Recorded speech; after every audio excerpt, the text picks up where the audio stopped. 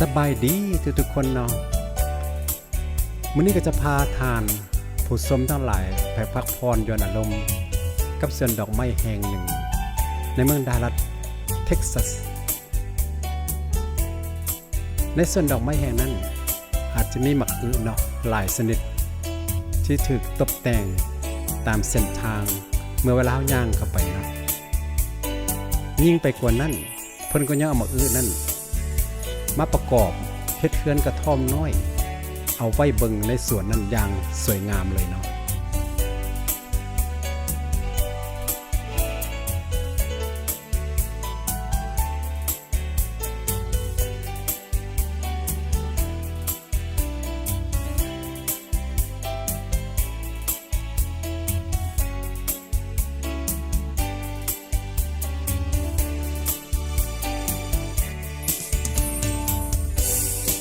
นี่ก็คือหน้าประตูทางเข้าไปสวนแห่งนี้เนาะทุกๆคนจะมาชมสวนดอกไม้แห่งนี้ก็จะได้ซื้อบัตรผ่านประตูเข้าไปนะ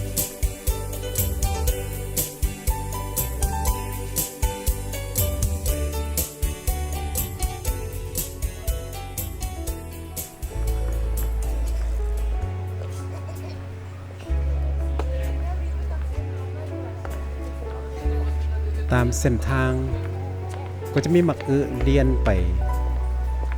แคมส่วนดอกไม้อย่างงดงามเลยเนาะตามขึ้นเบื้องแล้วอาจจะมีคนหลายคนในวันหยุดเนาะก็คือวันเสาร์วันอาทิตย์ทุกคนก็จะพาครอบครัวลูกเต้าญาติพี่น้องมาพักผ่อนหย่อนอารมณ์บางครั้งก็จะอาจจะมีบ่าวสาวนะพากันมาเลาะลิ้นในส่วนแห่งนี้ด้วยนะ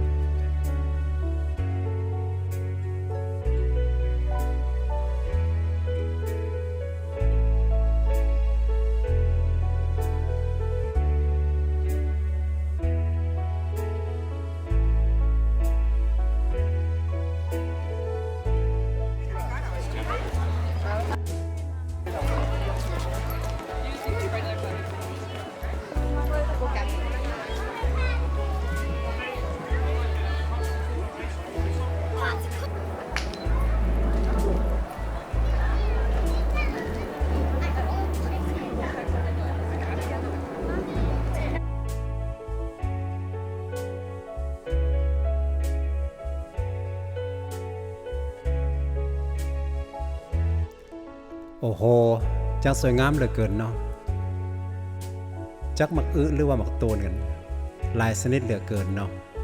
เป็นสีสันอันสวยงามเลยเพิ่นก็จะประกอบให้เป็นกระท่อมอันน่าฮักเนาะแตกต่างกันไปที่สร้างความสนใจให้แก่ผู้ชมบ่หลายกันหน่อยนะเนาะ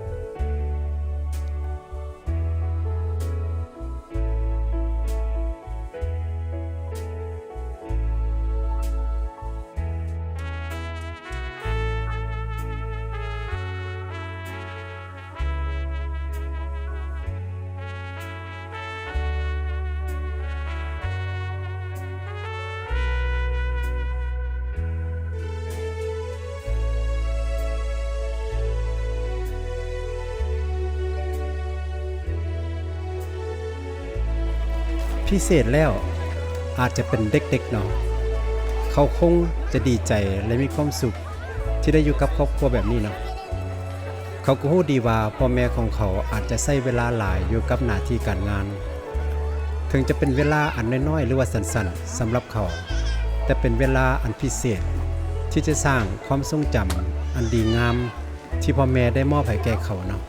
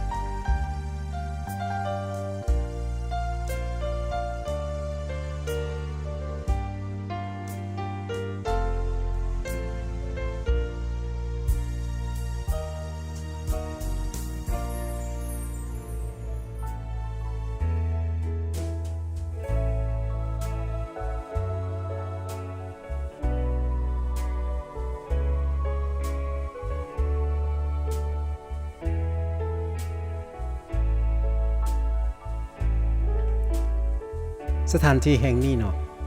อันเป็นทิวทัศน์อันสวยงามพร้อมกับเป็นบอนนั่งใต้ห่มไม้สำหรับทุกๆท่านที่เดินชมสวนดอกไม้ที่เหนื่อยล้าแล้วก็จะพากันมานั่งพักผ่อนและชมดนตรีอยู่ในภาคสวนดอกไม้แห่งนี้เนาะ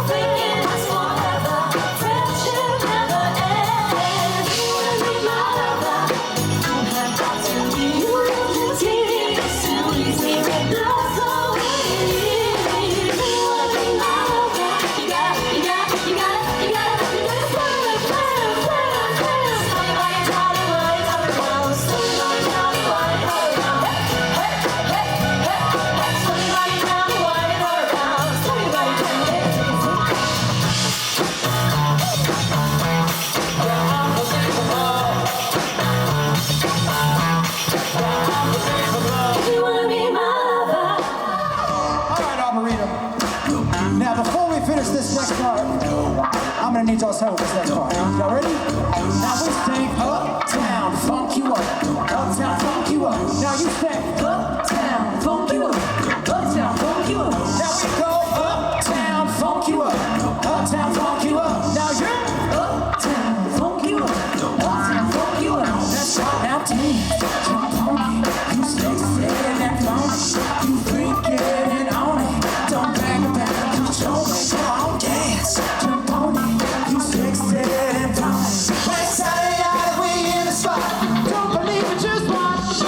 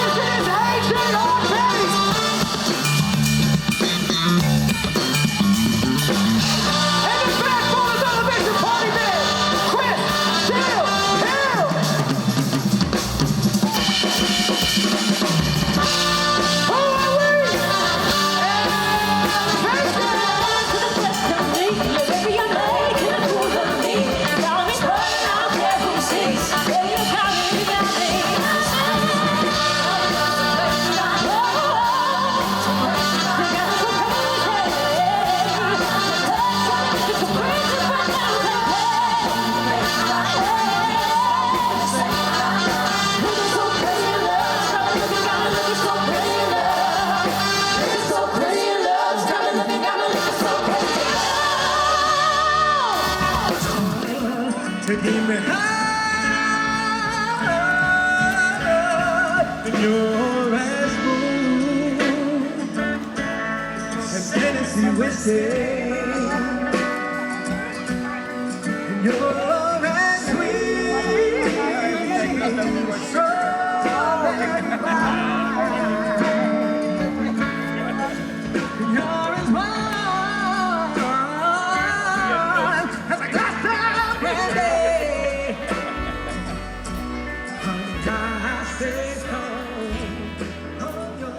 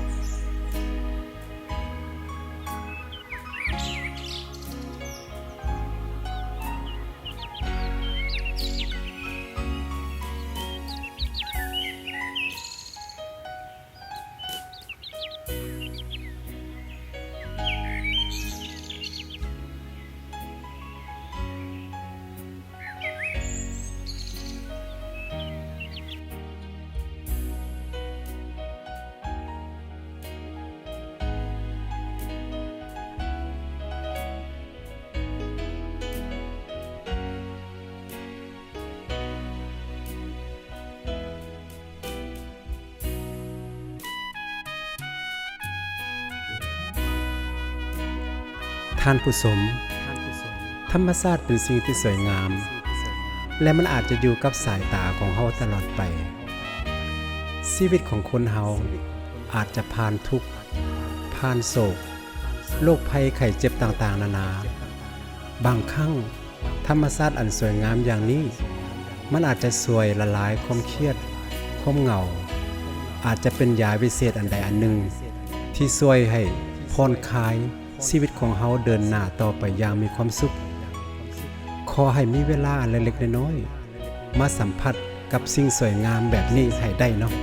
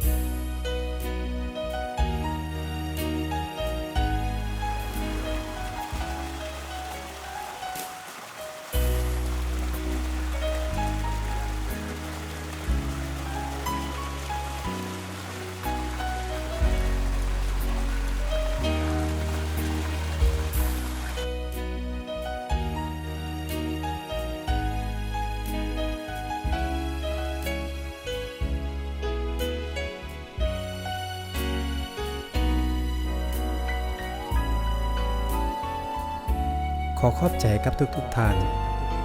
ที่มาชมวิดีโอนี้เนาะขอให้มีโชคมีลาภนอนหลับฝันดี